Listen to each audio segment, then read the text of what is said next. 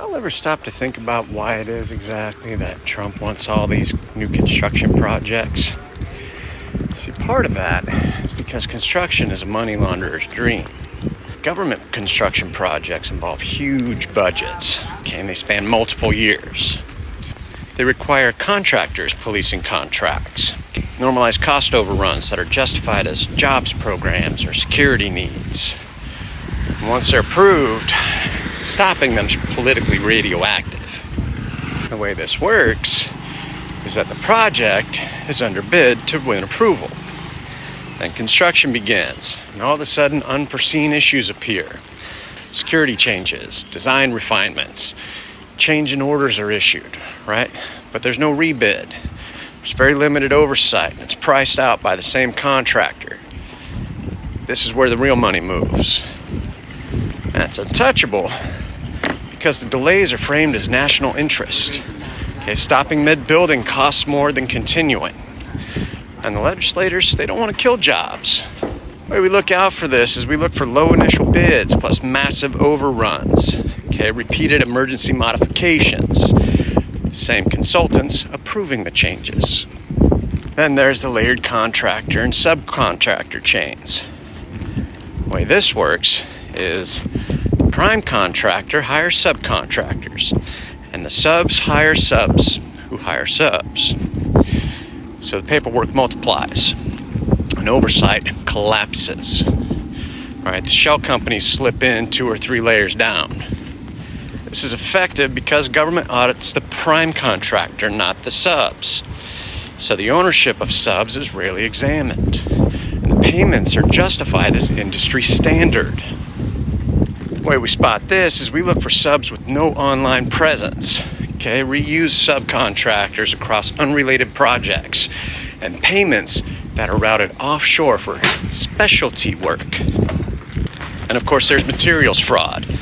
Concrete, steel, stone, marble. The way this one works is the materials are overpriced. Okay, they're misgraded, substituted, and the difference is pocketed or kicked back. Concrete and steel are usually the favorites in this because quality is hard to verify after it's been poured. Pricing fluctuates and specs are technical enough to obscure what's going on. Now, the way we spot this is we look for no independent materials testing and the same supplier used across multiple projects. Also, we'll see a lot of resistance to third-party inspections. And of course, you have the equipment leasing and rentals. This works by companies leasing equipment like cranes, generators, security systems. So now the equipment's usually already owned, and the lease company is typically a related party. This one's kind of sneaky because rentals are to be expected, and idle time is hard to verify. Daily rates add up pretty quick. You ever wonder why you see all that machinery just sitting there? Sometimes they're waiting on permits, sometimes they're not. And of course, we have labor padding and workforce inflation. And the way that one works is you have inflated headcounts, exaggerated hours, or specialty labor premiums. Ghost workers folded in quietly. Now, this is especially potent in federally funded projects that are using prevailing wage rules, security clearances, and restricted access sites. The way we spot this is by looking at the labor costs outpacing progress. Okay? No biometric or badge tracking, and payroll audits are resisted. Then, of course, we've got the security justifications. The way this one works is they just label part of the project as secure, classified, or restricted. So now there are fewer disclosures, fewer public documents, fewer inspections. The security is often real, but the pricing inside security is pretty opaque by default.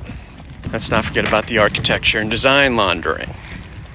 The way this one works is it has repeated redesigns. Okay, vision updates, symbolic features that are added late.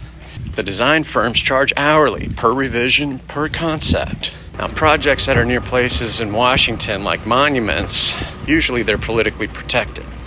It's emotionally charged and hard to criticize without backlash. They tend to attract vanity, legacy thinking, whatever it costs type of logic. That's perfect conditions for abuse. Once construction starts, the money must keep flowing. Oversight weakens over time, and critics are framed as obstructionists. Construction fraud doesn't require secrecy, it just requires momentum. Operations launder money quietly. Construction launders it loudly behind flags and press releases. So when the government becomes a client, we become the guarantor, and accountability gets poured over with concrete.